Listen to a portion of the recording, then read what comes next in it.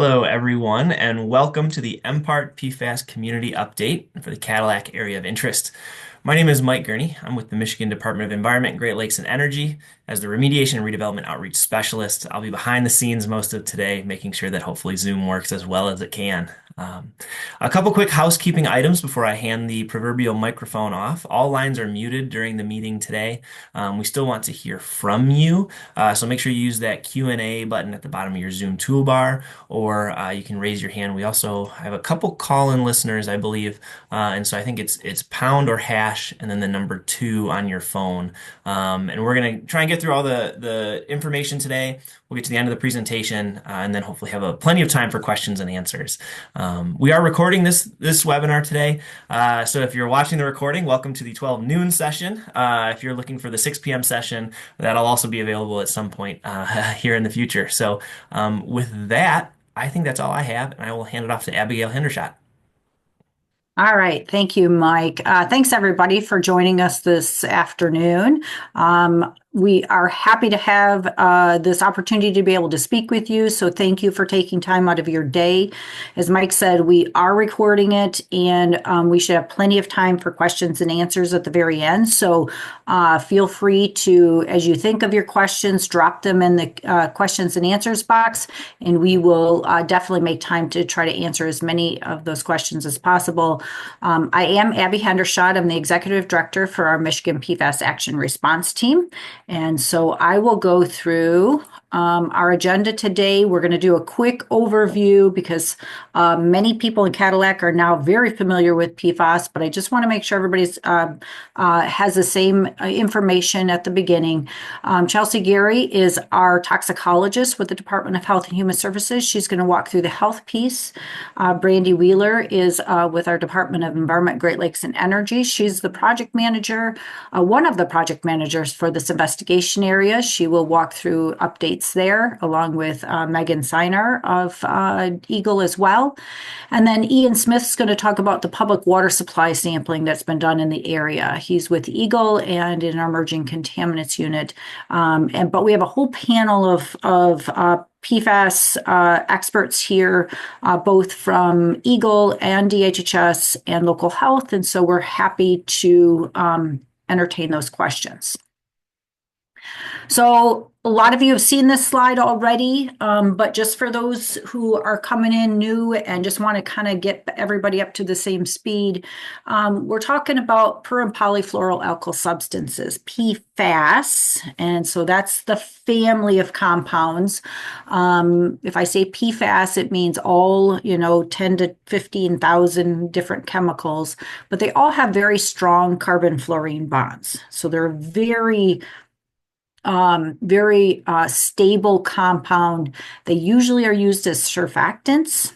They are wonderful for repelling waters, oils, fats, and greases. And when we talk about the ways they're used in our commercial products, you'll see that.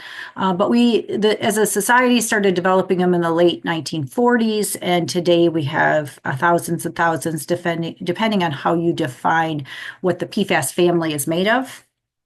The problem is when they get into the ecosystem, they can become very widespread. They're very soluble, and so they get into water, and they can spread very quickly because they don't break down easily. They don't biodegrade, and they're very hard to get rid of because they're so stable, but they can bioaccumulate. They build up in our bodies. So Chelsea will talk about that here in a minute, as we all have some PFAS in our bloods already from just, existing in our first world countries here. We know there's some health effects with PFAS. So again, Chelsea will talk about that. And there's lots of emerging science and information, lots of research going on around the world really on PFAS. And we now have federal standards for drinking water that the EPA put out last year. So let's talk about PFAS uses, and this is really important for everybody to know because it's not just an industrial chemical. This is or family of chemicals. These are things that were used in everyday products. So everything from our food packaging so that the taco wrapper doesn't, drip the grease out onto your clothes, or your couches that came home from the furniture store with stain resistant spray on them, the markers, the aerosols, your Teflon cookware. All of your carpets usually have some sort of stain resistance or stain proofing. Your scrubbable paints, your car seats came pre-sprayed. Nail polish remover, outdoor gear, sealants, household cleaners, adhesives, our clothing. Every time it gets washed, we're potentially going to have PFAS coming out of our clothing that could be ending up in our septic fields. And so you can see there's a lot of different ways that are not industrial that PFAS may enter our environment. And so firefighting foam is one of them that we have on this list, but because it's something that not all firefighting foams contain PFAS, some of the firefighting foams that they use for wildfires and stuff have very little or no PFAS, but anything that they would use for a high petroleum or jet fuels or something where you have a tanker fire on the highway would be a Class B firefighting foam. And you'll hear that referred to as AFFF, which is an aqueous film forming foam. So what MPART has done is we have created this organization, which is non-regulatory, to try to coordinate all of the PFAS work in the state of Michigan with all 7 different departments. And so it was created under an executive order to work and ensure a coordinated response on PFAS emergencies and PFAS situations such as this. So because we've been working together now for 6 years, MPART has really created a situation where Michigan is now a leader in the PFAS state across the country because of our coordination and communication. We include local public health in this particular wheel because they're essential for being able to be our hands and eyes on the ground there in the communities. And so they're essential to those conversations when we're talking about strategies for site-specific situations. So our project teams, every MPART site that we establish, there's a project team that comes together to handle that situation. And it's always going to have EGLE, it's going to have our Department of Health and Human Services, our local health departments, in this case would be District Health Department number 10. And we will always have all of these experts at the table to be able to weigh in on what the data is saying, what groundwater flow might be, geology, potential sources in the area, potential public health responses that might be needed. So the project team is a big group and it's multi-agency. And so you're not talking about just one person making decisions. This is always being done in collaboration, in communication with everybody so that we get a holistic response and the data is widely shared. So the investigation process, usually when we start MPART sites, we become aware of a site where groundwater might be over criteria. That could come in from a self-sample, it may come in from a property transaction, it may come in from annual monitoring, but sometimes or it might come in from surface water sampling.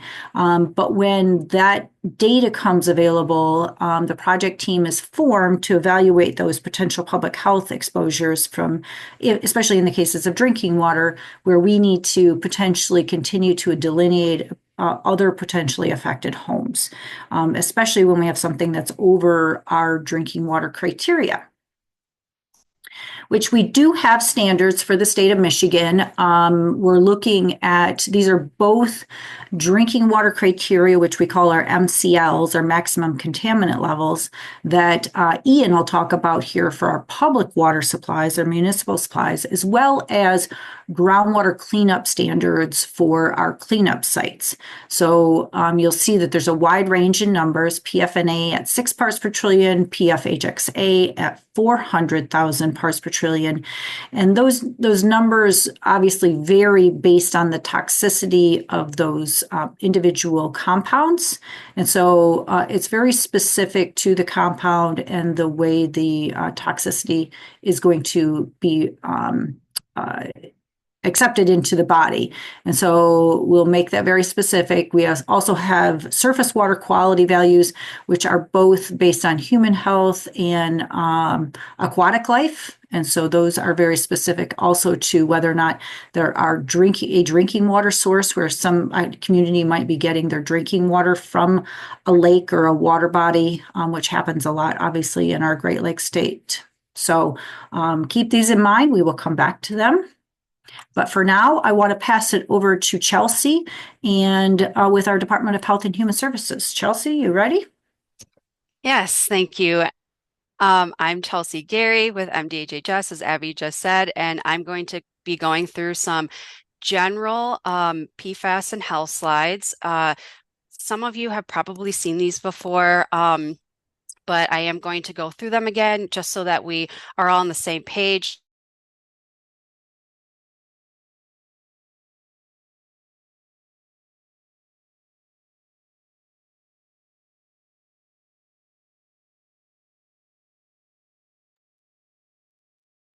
Just checking in. Is she frozen for everybody else or just for me? Yes. Oops. Chelsea, can you hear us? She may have to turn off her camera. Okay. I will try and send her a quick note. Did we just lose There her? we go. Oh, Okay. I'm back. Sorry. Sorry. I don't Okay. know what happened. Hope you didn't miss me too much. But I'm back. And I'll Okay, try to go perfect. through the rest of my slides. Um, So as I was getting to next, just generally the role of MDHHS and the local health department as part of the investigation is to understand the health concerns your community is facing, address those concerns, and evaluate PFAS exposures to residents in your community. Next slide, please. So I'm not really going to get into this too much because Abby did do a good job of going over some of the different sources of PFAS. And we also have a really nice fact sheet that goes into greater detail on this as well. So if you're interested in that, please let me know. But for the first couple points here, exposure to PFAS can occur through drinking contaminated water, which I know is a main concern with this community. And then what I'm going to touch on at the end of my slides would be the Eat Safe Fish guidelines. Next slide, please. So a common question that we do get is whether or not once you're exposed to PFAS and you have a certain level of PFAS in your blood, is it possible for that level to ever go down? Because as Abby had indicated, PFAS can bioaccumulate, but that doesn't mean that they can't be eliminated. So what you're looking at here are the blood levels of some of the more common PFAS of people in the US from 2000 to 2018. And what you'll notice is that, especially for PFOS and for PFOA, as those PFAS have been phased out of different products, the blood level of those for people in the US has gone down over time. So that's really good news. Next slide, please. So next year, just going to briefly go over some of the health effects that have been linked to some of the PFAS, which could include reduced fertility, high blood pressure, preeclampsia in pregnant women, small decreases in infant birth weight, and higher cholesterol. Next slide, please. Continuing this, thyroid disease, liver damage, decreased immune system response to vaccines, and developing certain types of cancers. These are all potential health effects that could come from being exposed to higher levels of these PFAS over time. Next slide, please.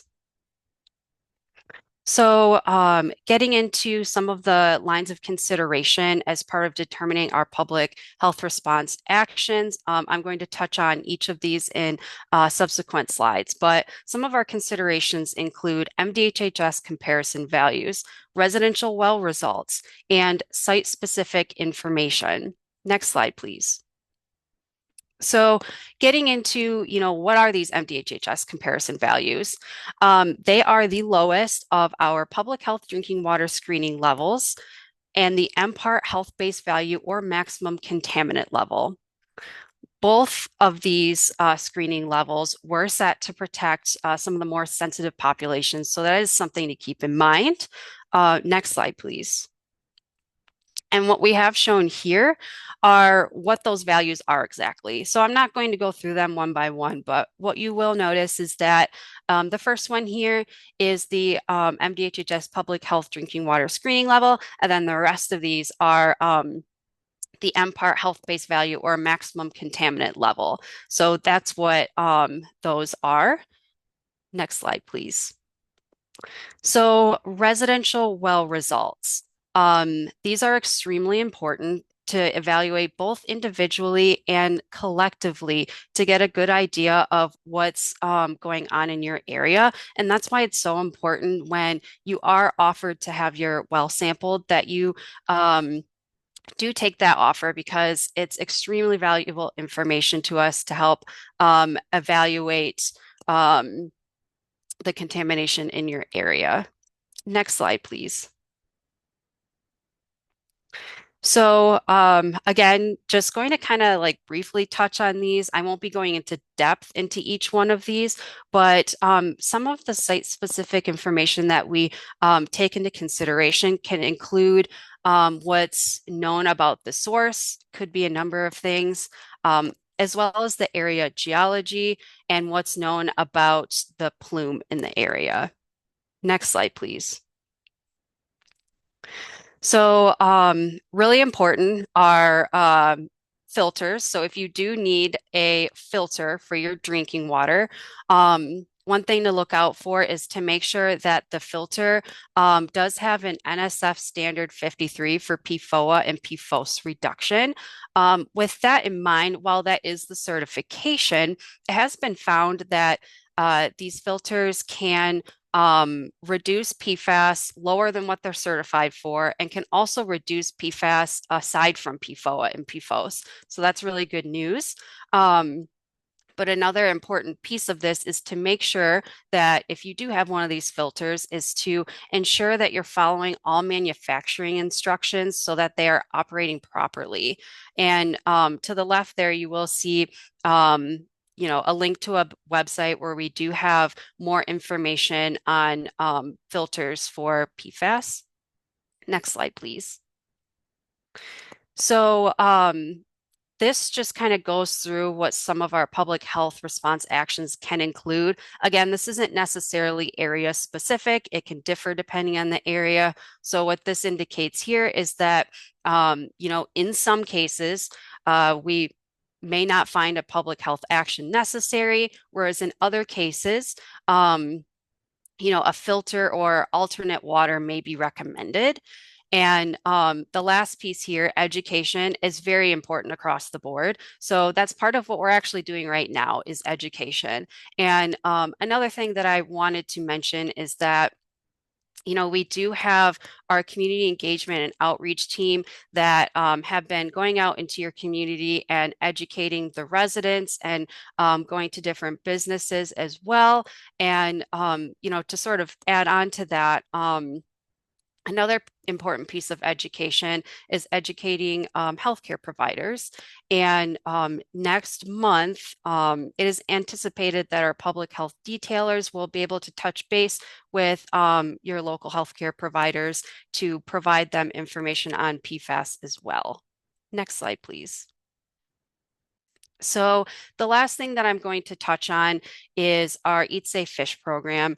And for those of you who have seen this slide before, nothing has changed as far as the data that we have. But for those of you who haven't seen this slide before, what you see here are some of the PFAS results that we have for different fish in Lake Mitchell and in Lake Cadillac.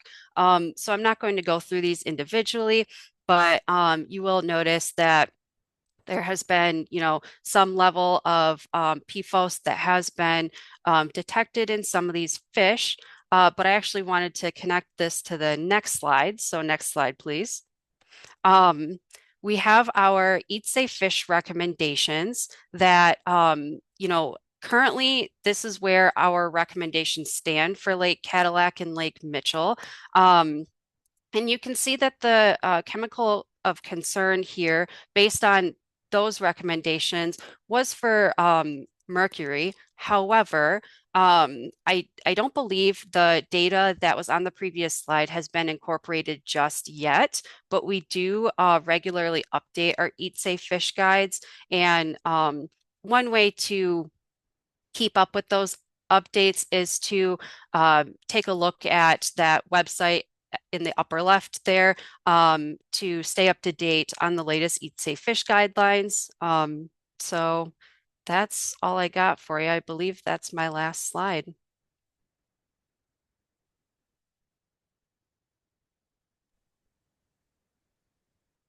Okay, so hi, I'm going to be taking over from here. So my name is Brandy Wheeler. So I'm the Eagle RRD District Geologist. So I deal mostly with the ground and groundwater. I'm also one of the PFAS site leads. I also live and work in Cadillac. Next, Abby. So for this slide, Chelsea kind of touched on it a little bit, but I just want to cover it again for the next few slides that I discuss. So for this image right here, kind of just to orient ourselves, you can kind of see, this isn't an accurate drawing, but this is how homes interact with the groundwater from different areas of an aquifer. So it kind of works like a cake where you have the clay and the sand layers, and you have each home getting their water potentially from different portions of the aquifer. And then each aquifer can flow slightly different from each other. So it's really important to understand those differences as well. Aquifers also connect and they have a pretty complex relationship, and the industrial area also has a complex relationship with the aquifer. And the aquifer goes down very deep there. Most residents in this area are going to be getting their drinking water from what we call the intermediate aquifer, and that varies widely. It's like 50 to 200 feet, really depends on the area that you're drawing from. Next slide. So, and I'm just going to orient us again right here. So I'm going to explain the map for a little bit. So we have the Lake Cadillac there on the south. This is the north part of the city. So we can see the industrial area in that blue section right there. We see some of our sampling areas outlined by the orangish red boxes, as well as to the south, some of the purple boxes. We also have some arrows on there. Those are the blue arrows, and those are for groundwater flow. That's from about 50 years of data from dozens of sites in the area that we can figure out where the intermediate aquifer kind of is flowing out here. So we also see outlined by the green dots there, as well as the yellow dots. Those are what we call capture zones. The historic contamination from the industrial park and sort of where the maximum extent of that flowed to and where they were kind of captured. And that just plays into the next couple slides as well. So this is the intermediate aquifer again and the groundwater flow. That's where most of the residents around here are getting their groundwater from. The contamination, when we talk about it, usually follows a groundwater flow. That's why it's so important that we understand these things. And then we understand that with the groundwater flow, where the historic extent is and where it's going. And then we have the area to the south there is up gradient from the contamination that we understand from the industrial park. And that was sampled just out of an abundance of caution. Next slide. So on this slide, it's going to be the exact same information as on the previous one with a little bit less of the overlay. So this is going to be about the general results from the resident sampling. And we actually just got some of those results back, so this might be an updated map from what you guys have seen so far. But when we talk about sources, there's not a source that we can identify from this area. And that's just because investigations like this are to chase risk and exposure, and we may never find a source. Groundwater, the geology, the direction, depths, and concentrations of the PFAS that we have been seeing out here indicate that residents to the south of the industrial park and to the west are not impacted as part of the industrial park's contamination. So those homes to the south and to the west are too up gradient in the groundwater flow for them to be affected by the industrial park. But what we can say about the results here is that because of the depths, the distance, the direction, it can indicate that the residents' septic systems might be a likely source of what we're seeing here. And this is playing into what Abby talked about earlier, where resident washing, cleaning, that sort of stuff, making it into the septic fields, make it into the groundwater, and they might migrate, apologies, they might migrate and impact the nearby wells. And that might be potentially what we're seeing out here. And you can see that with the areas where yellow indicates a detection and red indicates an exceedance. So you can see that near the exceedances of the residential well samples, you have ones nearby that just have detections. So that can help us localize that there are several sources out here rather than one large source. And with that, I'm going to hand it off to Megan Sinar. Thanks, Brandy. I'm Megan Siner. I'm with Eagle Superfund section, so I manage the Superfund site itself. So Brandy did a great job of covering the lithology and the groundwater flow. So I'm going to kind of talk about what we've done in 2024 and 2025 on the site and what we're going to be doing. So first, the LDFA has sampled all of the extraction wells that are on the site. That includes 6 shallow aquifer ones and 10 intermediate ones. Excuse me. We've also sampled the I5 influent and I5 effluent, which is I5 influent is the water that's coming into the site prior to from the I5 extraction well prior to the granular activated carbon treatment. And then the I5 effluent is the water that leaves the carbon treatment and goes to the air stripper. So that was done twice. That was done prior to and after the carbon changeout, which means that they replaced the carbon that's used for that treatment system and sampled before that and after that. We've also sampled the treatment plant discharge to the Clam River. And so all the sampling has kind of indicated that there are 2 extraction wells, S2 and I11, that have PFAS above the Michigan drinking water maximum contaminant levels for PFOA. And however, all the PFAS are below the Michigan surface water quality values and drinking water MCLs for the discharge to the Clam River. You want to, next slide, please. What's next is that the LDFA is continuing to develop their QAPs and their sampling and monitoring plans, which will be approved by the EPA. Once those approvals are given, the LDFA will sample the groundwater for the contaminants of concern that we already had, as well as PFAS. Because the carbon treatment is also known to treat PFAS, the LDFA is evaluating the potential to rearrange some of the plant piping to allow more of the extraction wells to go directly to that carbon treatment. Currently, the only extraction well that goes there is the I5. The EPA is also drafting their 5-year review, which is scheduled to be out in August of this year. And Eagle, DHHS, and the local health department are continuing to review the residential well samples and give appropriate health responses, as well as to determine if we need to expand the area.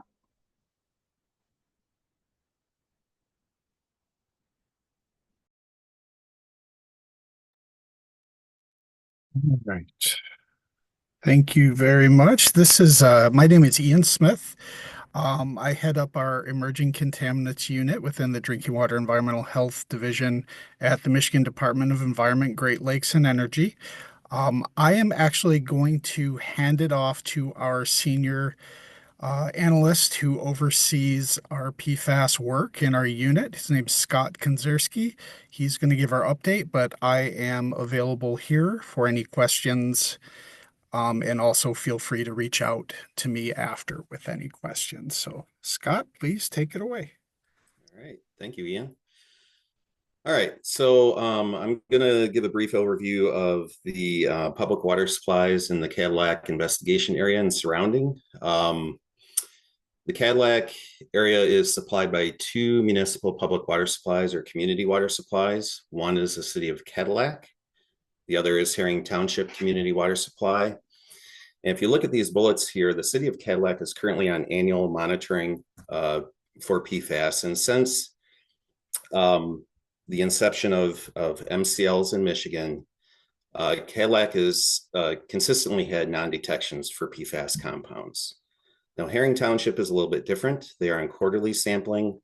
They have had detections in their public water supply, but they've all been either at or below Michigan's MCLs. Next slide, please. So here you see a diagram. There are two areas of, these are service areas for the public water supplies. So the upper one is in peach or yellow. This one is the Herring Township Community Water Supply service area boundaries. And below is Cadillac's, which is in a light purple or blue. If you notice, there are some blue dots surrounding these service areas, and these represent other public water supplies that are required to collect PFAS compliance samples. So this upper cluster up here represents Baker College and the Wexford-Missaukee ISD complex. There are two supplies within that complex that have had detections in the past. One is a current exceedance, and that is the Wexford-Missaukee ISD Special Services Admin building. And the other one that has had detections in the past but is no longer an exceedance is the Wexford-Missaukee Career Tech Center. To the right there are a couple of supplies. One is the Curry House Assisted Living Center. That one is a small community water supply.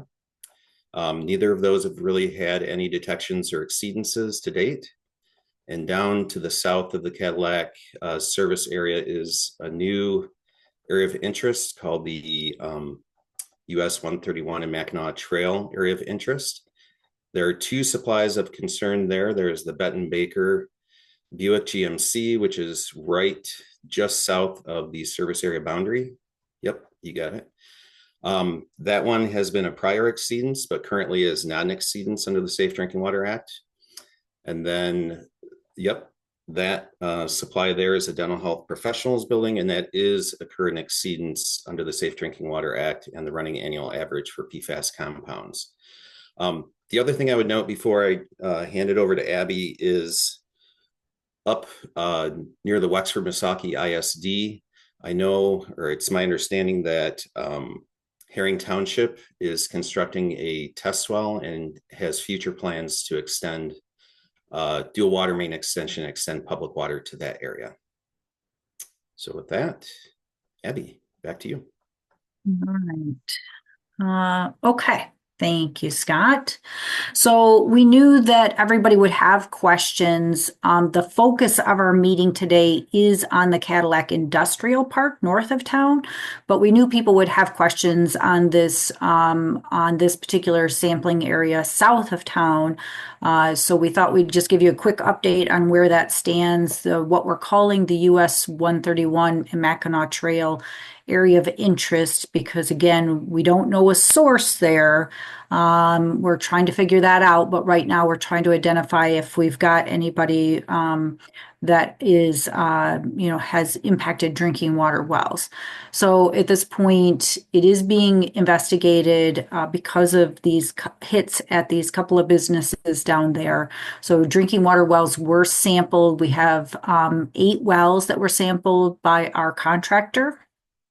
7 of them have come back non-detect, which is great news. And we've got one well with a small hit of 2 parts per trillion of PFOA, and that's compared to our drinking water criteria of 8. So we will continue to look at that data. We just literally got the data in the door, so we haven't had a chance to come back all together as a project team and discuss next steps yet. But we wanted to give you guys a quick update on where that stood. And so when we get a heat map and when we get it all laid out, we will share that with everybody. But for today, that's the good news that we do have to share on that one. And then, of course, the other one that's been a hot topic for everybody is the Wexford-Missaukee Career Technical Center area of interest. This is one that we did a little bit ago, and because of the hits that were being found at the Wexford-Missaukee admin building and the CTC, and so we did sample based on groundwater flow direction. We did sample, and the other data that we had in the area, did sample some homes in those areas.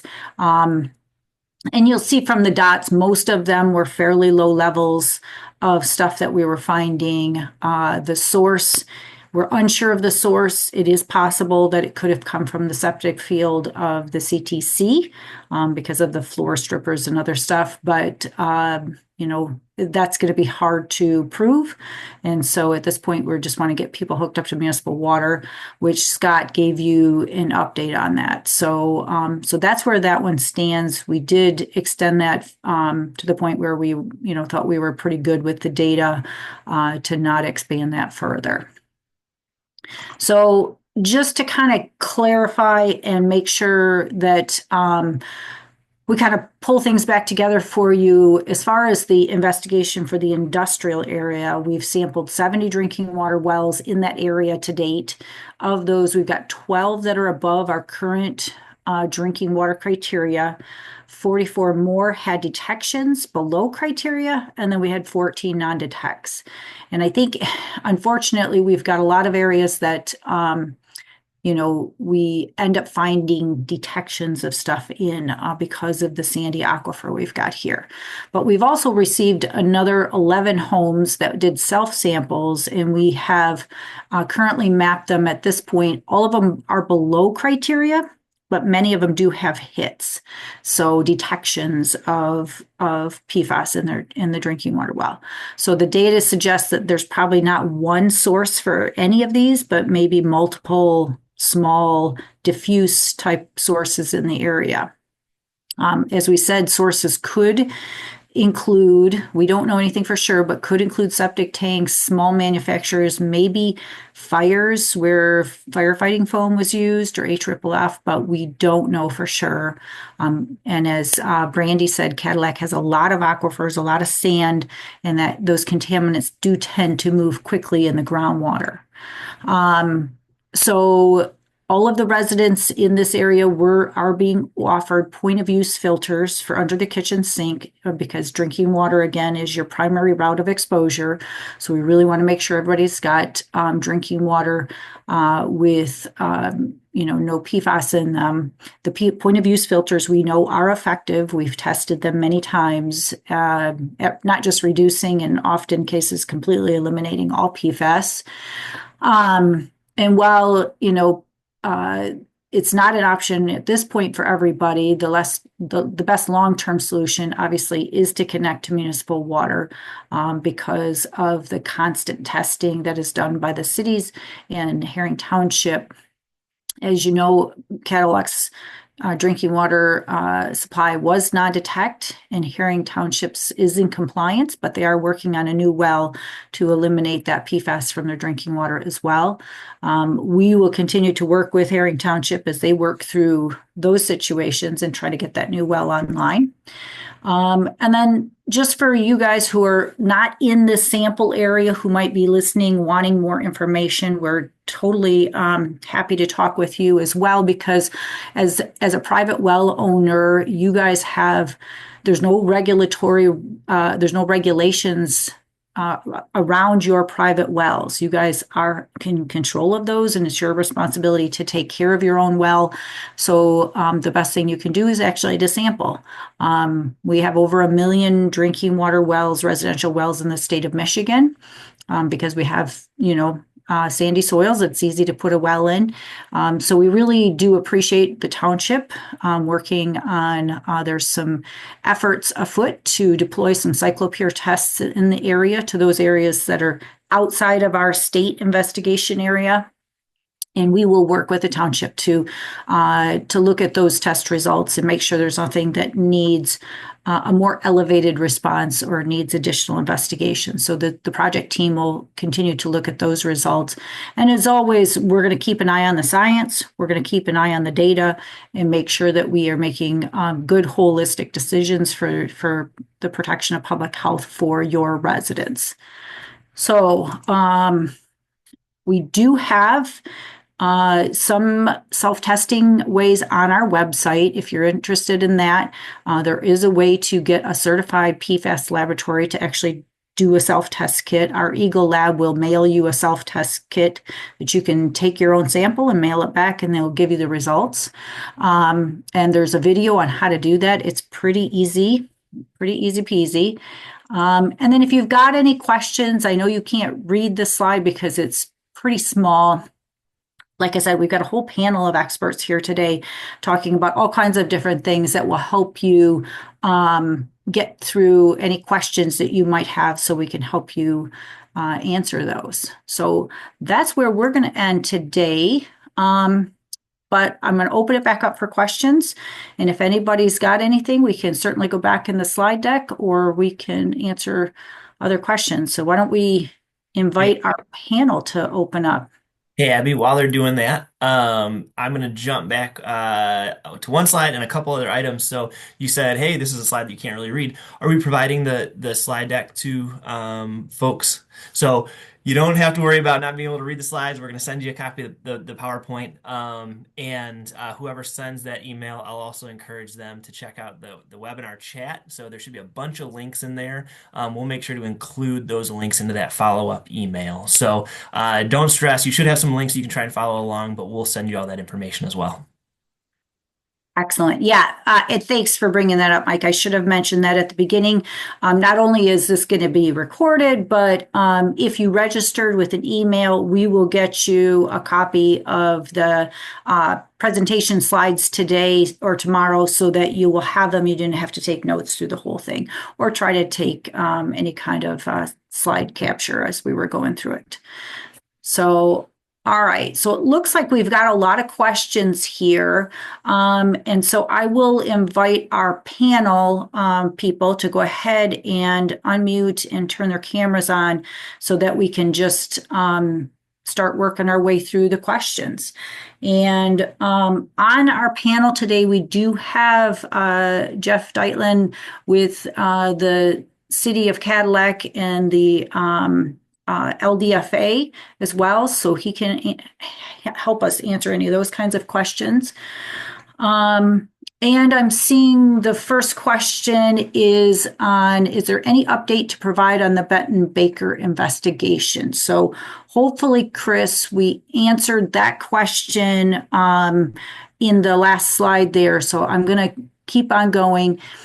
Another question, will testing be expanded to any other areas? And I would say, Brandy, do you want to take that one as far as anything else we know in the area? For the Cadillac Industrial Park, we have reached everywhere with like a residence nearby. I don't think that we know of anywhere else that we can expand at this time. Mm-hmm. And unless we find new data or some other source, high strength source that we stumble across or somebody discovers, we're obviously open to starting new investigations. But with these current, 3 investigations that we've mentioned, I don't think we've got any plans at this point to expand any of those.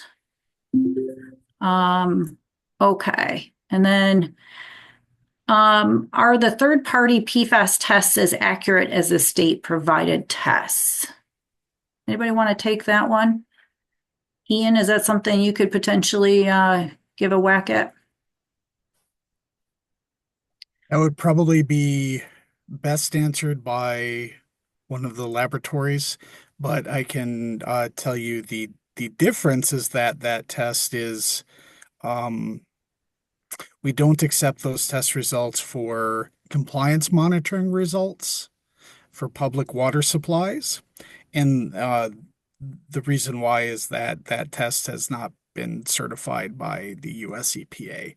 As far as how accurate it is, I am not the person to ask that question to. I'm sorry. Yeah.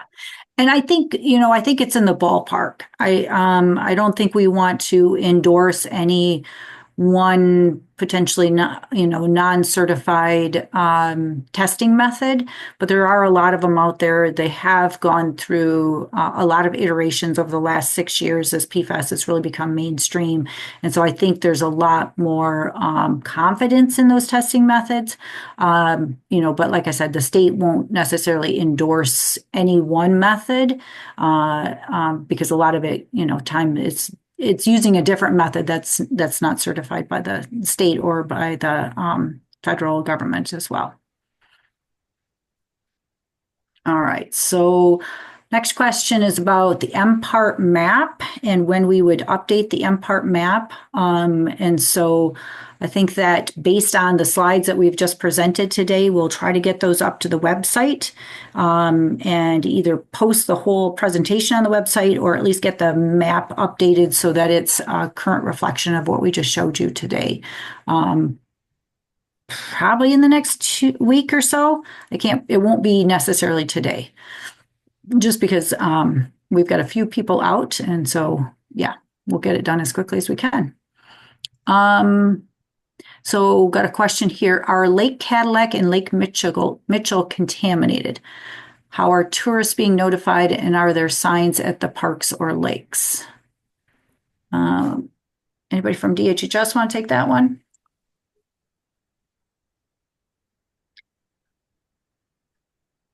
Sorry, I don't think we can necessarily speak to the contamination question. But as far as, any signs, around the lakes and parks and any tourists being notified about what's going on in this area in general, that's where our community engagement outreach is so helpful with, educating residents in the area about PFAS. I don't know if anyone else is able to speak more to the contamination question. I would just say here, let's see if I can get back to that slide. When it comes to the concentrations found in the surface water here, and we didn't put it in this slide that we don't have the surface water concentrations. They're very low concentrations for surface water. And these are pretty low concentrations for what we find in PFOS across the state for the fish as well. So, and I believe, Chelsea, that this data, because it is 2022, would have been incorporated in the last Eat Safe Fish Guide in 2023. So, but we will be having an update coming out on the Eat Safe Fish Guide here, hopefully sometime in May. And so any changes to this, we would, obviously tell the community about, but we wouldn't expect there to be significant changes to this water body because this data is fairly low when it comes to PFAS concentrations. Hopefully that answers the question. So here's one, Brandy, this one's probably for you. How deep are most of the private wells in the area that have tested high for PFAS? Off the top of my head, I think it's about the 50 to 70 feet mark that a lot of the higher concentrations are coming about. But again, that's highly dependent on geology for where each of those homes is located. Yeah, okay. And do we know how deep the some of the groundwater wells go in the area? Just for reference, can you kind of give them an idea if that's a medium intermediate well or if that's a deep well? So those are all intermediate. The intermediate zone is pretty large out here. That's like 40 to 200 feet, depending on where you are. Again, this is a large area. The geology is complicated, but the vast majority of wells here will be in the intermediate. To be in the shallow is borderline not legal for how shallow they would be, and the deep aquifer is about 300 feet. So they're going to be in the about the same zone. All right. We got a couple questions. I'm going to take the cyclopeer questions here at the very end. But we got a couple questions about septic tanks. So does PFAS from a private septic system indicate faulty or outdated equipment? Anybody want to jump in on that one?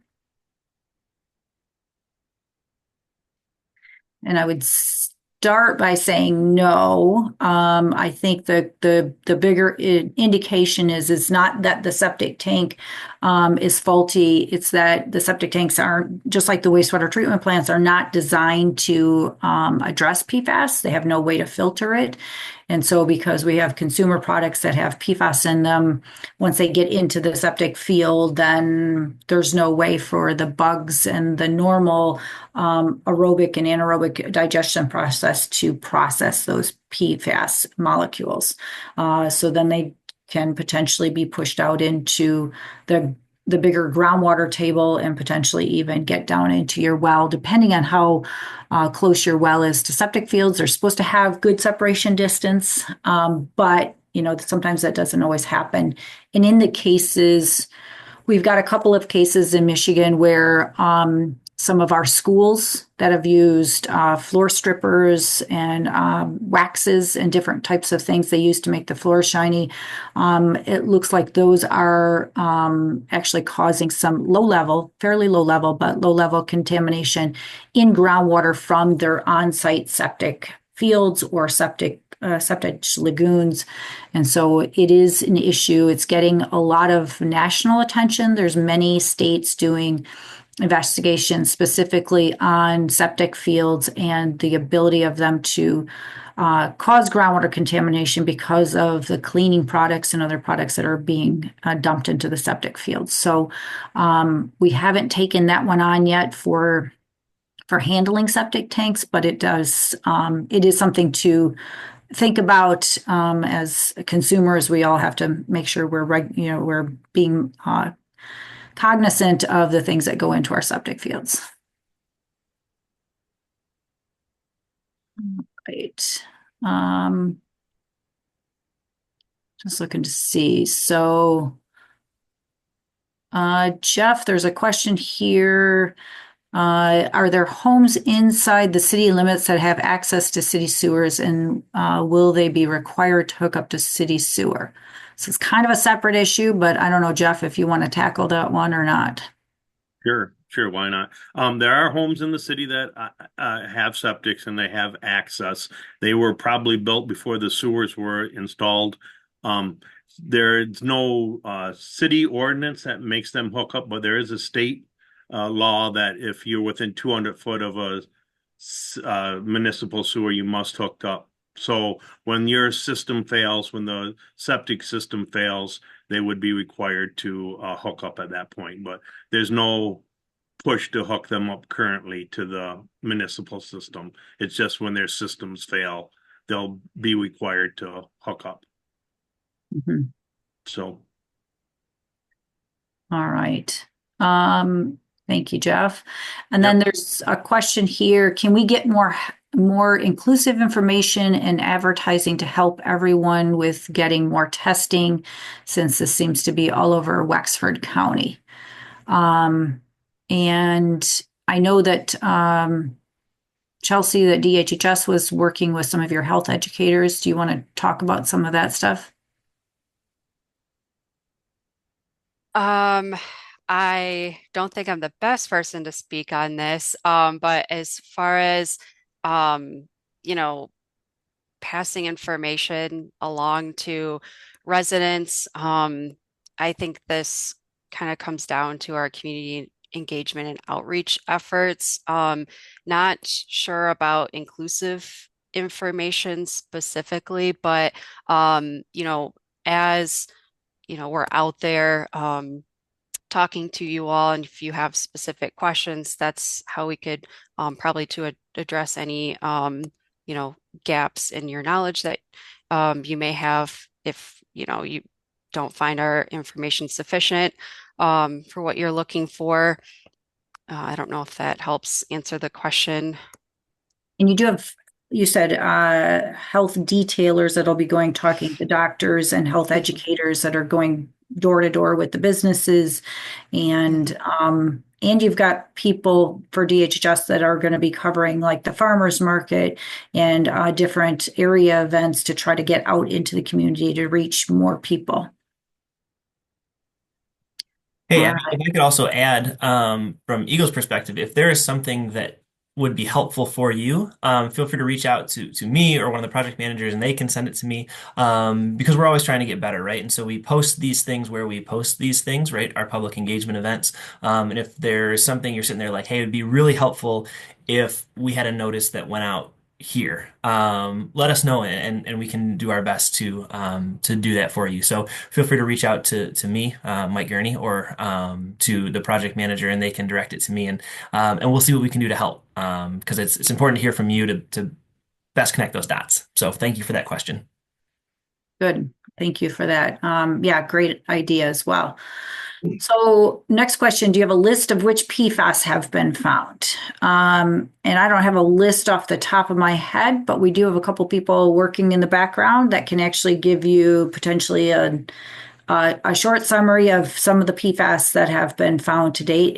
There is a variety of mixture of PFAS that have been found. So Miranda, maybe if you wouldn't mind putting some of that, typing that into the chat, that would be great. And then there's a couple about Cyclopure. We're going to come back to those. Will MPART be willing to perform retesting of any private wells that test positive for lower grade testing? And if confirmed, will investigations be expanded? So if a private well owner does their own testing, we're going to look at the data and make sure we can evaluate it in context with everything else we know. So if somebody gets a hit or a detection of PFAS and they're not around anything else that we know of, if it's not above criteria, we're not probably going to get involved. If it's, a really high number and it's very unexpected, we're definitely going to want to take a closer look at it and determine what's going on. So I know we'll get to the Herring Township Cyclopure test here in just a second.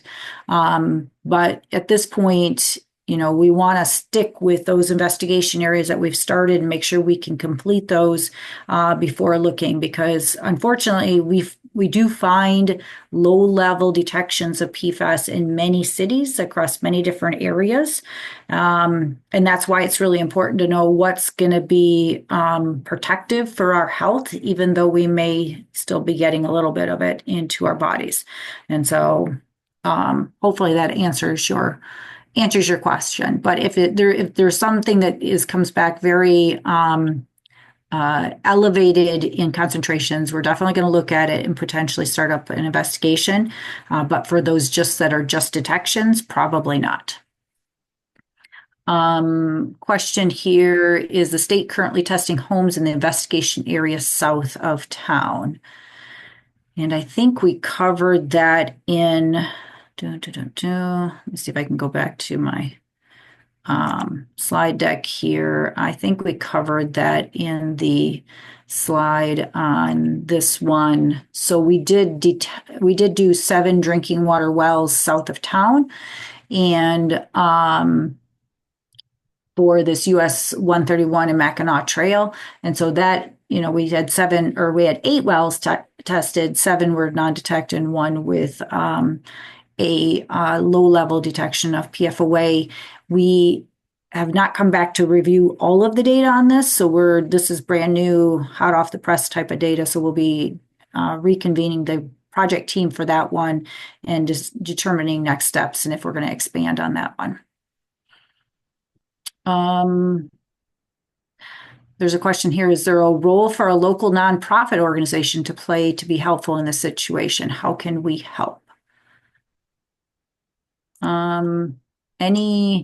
I could go to local health department. Rob or Megan, do you think there is a role for the local non-profits to help play in this situation? This is Rob.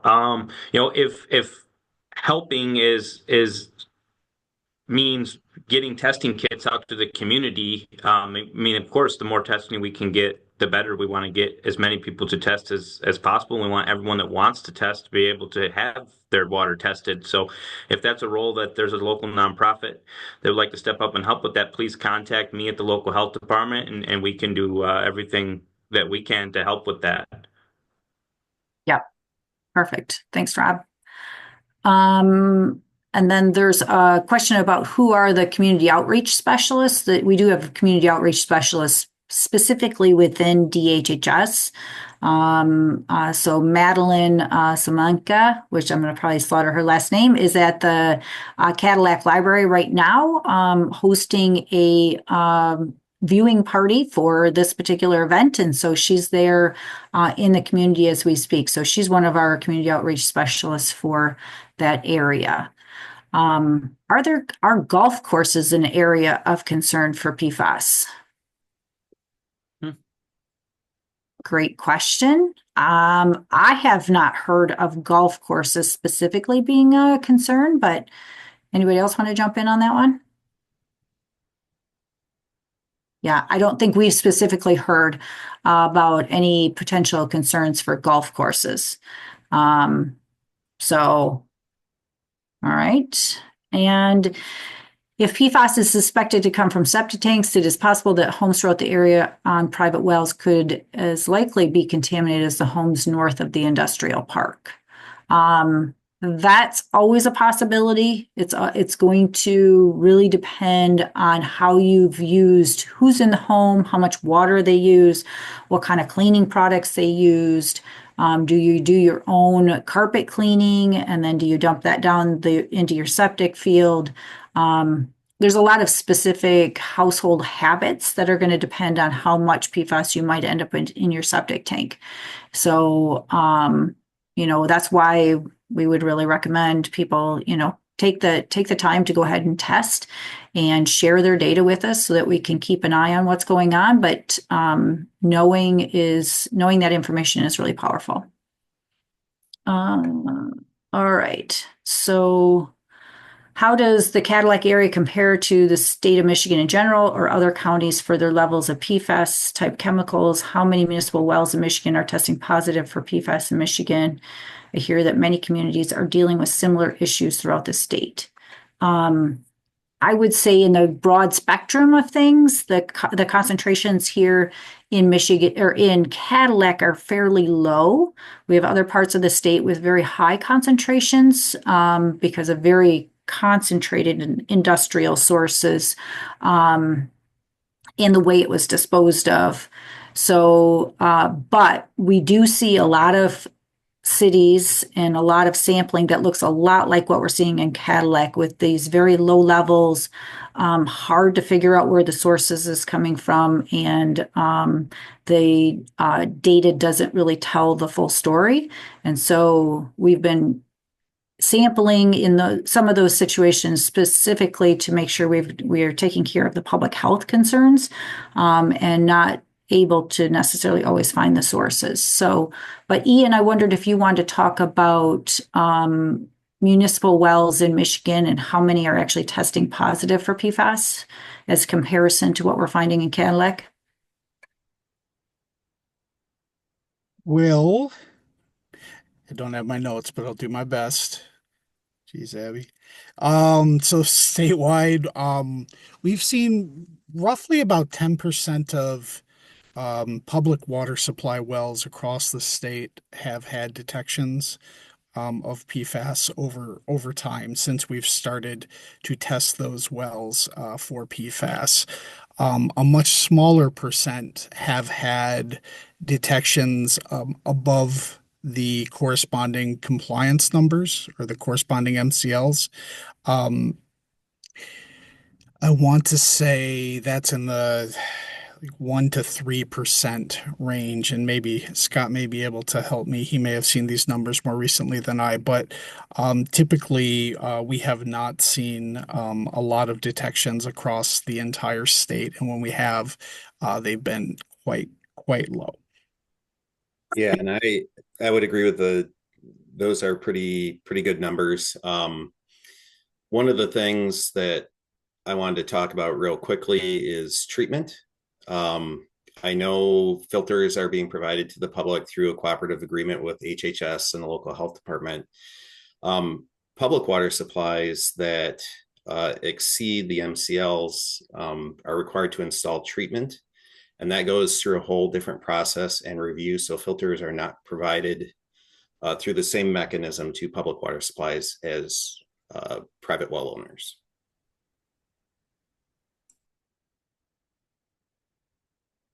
This is Rob. This is Rob with the local health department too, and I could add in that we are a 10 county district. That's what the 10 in District Health Department 10 stands for, and we now currently have 7 going on 8 areas of interest.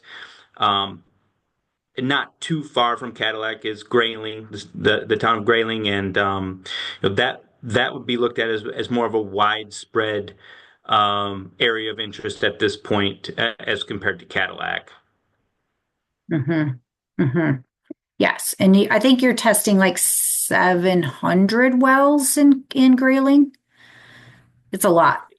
It's a lot, and again, there's more of that point source that you were speaking of, which is, you've got the you've got the air base there, where this seems to be more spread out, lower levels of detection. Right. Okay.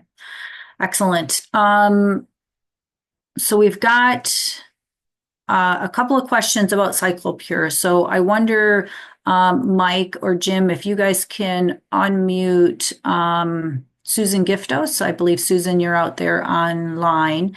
So Susan is working with Herring Township to be able to do some CycloPure testing with the township. And thank you, Susan. I don't know if you want to say hi real quick. Hello. All right. Okay, perfect. So the first question is, are the CycloPure tests accepted by MPART and Eagle just like other tests? So yes, for as long as it's not being done for a compliance purpose for a municipal system, yes. For a drinking water well, that's perfectly fine. It is relevant as these tests are about $80 compared to the $300 range. So a certified drinking water method, yes, would probably be about $280 for the test kit versus an $80 test. So that is true. And then there was another question about the CycloPure, but I wonder, Susan, if you wanted to just give a brief overview of some of the plans that you guys have for the CycloPure tests for the community that's outside our investigation area. Cadillac Advocates for Clean Water is meeting with Herring Township again later this week, where we will come up with a plan for the testing area. We have already had some people reach out to us requesting testing kits for the township, but we will be formulating further plans on that later this week. Perfect. And so that testing will be done in coordination with Herring Township and with Susan's group, and they'll be testing outside of our investigation area.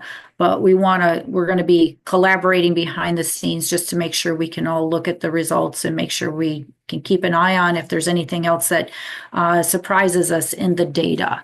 So thank you for that. And then did I miss any other questions on the CycloPure stuff?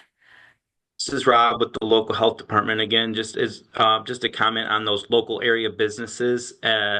If you are a local area business and you're interested in having your well tested, please reach out to me at the local health department, and I can help you sort through what the difference is between a compliant sample and a non-compliant sample.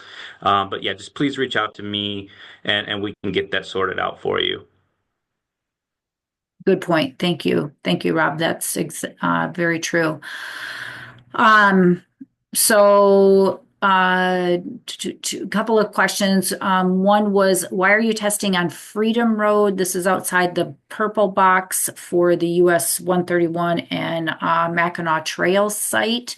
And we don't have the project manager for that particular site online. So I don't have a good answer to that one. So we'll have to get Abby, I answer can on that one. jump in really quick. I just Oh, looked thank at you. it. We sent a letter to one home that was on Freedom Road because our water well viewer software showed that their well was within that square. So their well might have been a little bit misplaced then.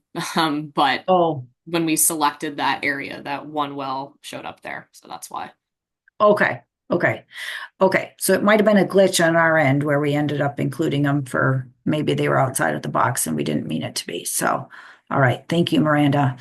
And then have you examined the AAR, the dry cleaner across from the street from them, or the upholstery shop by the high school? Randy, do you know anything about either of those two locations? So both of those locations are going to be significantly upgrading and would not have impact to those residents as well in the areas that we've been investigating. There's again quite a long history of data for where their contamination went, especially from AAR, and some of the groundwater flow we know from that site as well. Okay, perfect. So we've got a big file on that one already. All right. So, question is, and our last question at this point, what tests or other information that lend Eagle to believe Cadillac sources are from septic fields? And I don't know if Brandy, you want to start that one and I can help jump in, or Megan? I can start. So, based on the really low concentrations that we're seeing, and they're very localized with similar compounds, I'm sure that our PFAS specialist, who also isn't here for the day, would be able to comment more on that. But we haven't been able to find any files suggesting something like spills or fires in the area. It's mostly based on experience, seeing this in other places, as well as the concentrations and the locations. There's not many businesses in this area that we'd be able to attribute it to, that sort of thing. If Abby has any other comments. Mm-hmm. Yeah, and usually it might be larger septic fields, so it might be churches, it might be schools, it might be, those kinds of things, or businesses. So we're kind of looking at everything. But the purpose of our investigation is to make sure we're assessing the public health exposure for this one. And then we're going to let the investigation go on in the background about potential sources and trying to figure out all of that, because that takes time and it's not necessarily an easy process. Where our main concern for this meeting and for this investigation is to make sure if somebody's got this in their drinking water well, and they're, especially those that are above the criteria, we definitely want to make sure that they're getting protected and that they have a filter on their well. So we will, and the data kind of correlates with what we see at other sites, as well as some of these national studies that are working on tracking sources from some of the septic tank stuff. So, all right, I do not see any other questions. Mike or Jim, do you see anything else that we need to address? Emerge from the shadows here. A couple items, Abby. I know we had a couple questions came in with registrations, and there was, I think the person who can best answer those is not on the call today. Can you remind me of that? So I think we were going to follow up in writing. I just wanted to make sure that folks knew that we got the questions that came in with registrations. We just want to respond to them as appropriately. Yes. Yes, there were some questions that came in registration, and if you sent us a question and it didn't get answered today, feel free to reach out to any of us, all of us, and we'll happy to continue to answer questions. And we do have another session coming at 6 o'clock tonight. We really wanted to try to make sure we were inclusive and allowed people to have a time to come and ask questions as in person as possible. And so we will have another session at 6 o'clock tonight. And so we're going to go through the exact same information, exact same format. But we know that there's a lot of people that work second shift in Cadillac, and so we didn't want to exclude you from being able to participate in this event today. So thank you for all of your questions, and thanks for attending. It looks like we've got a lot of people online. I saw up to 75 people online. So thank you so much for being here and for being part of our community update meeting. And like I said, shoot us some questions if you got anything else. But I think that's all for today, unless Mike, you see anything else. Nope, sounds great. Thanks again, and keep an eye out for an email follow-up from us. So. Perfect. All right. Thank you, everybody. Appreciate it. Have a good day.